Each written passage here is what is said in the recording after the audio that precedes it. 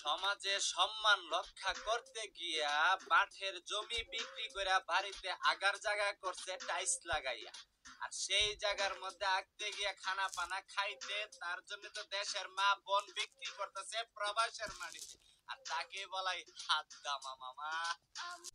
প্রবাসী ভাইয়ের কাছে সরি, আজকে কিছু বলতে চাই আরে নিয়া। তো কি জানি বললা টয়লেট ভাই?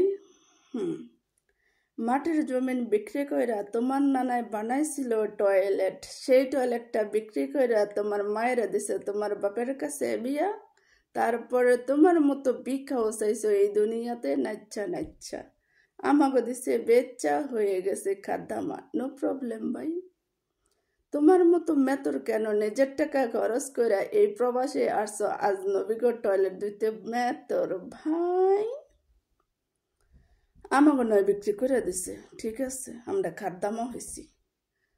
তুমি নিজের টাকা খরচ করে এই প্রবাসে কেন আসছো? কামলাগিরি দিতে? হ্যাঁ না, প্রত্যেকটা প্রবাসী মাইয়া গো টয়লেট দিতে মেতর। প্রত্যেকটা প্রবাসী মাইয়ারা তোমার বেতন দিয়ে রাখবো, দ্বিগুণ বেতন দিয়ে রাখবো, টয়লেট দিবা না? তো পিছনে রাখছো কেন? টাকা ইনকাম করতে আসছো, ফ্যামিলির দায়িত্ব নিয়ে আসছো, ওই কাজ করো। প্রবাসী মাইয়াকে পিছনে লাগছো কে টয়লেট দেওয়ার লেগে? মেতর। প্রত্যেকটা প্রবাসী মেয়েদেরকে বলতে চাই, আর একটা স্ক্রিনশট নিয়ে জুলাইয়া ভাইরাল করে দাও।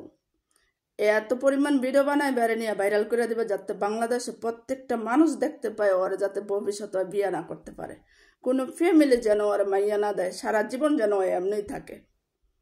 ওই তোর মালপানি খাইয়া শেষ, নেশাবত্তর শেষ, ভিতরে কিছুই নাই, এমনি তো পাইতো না।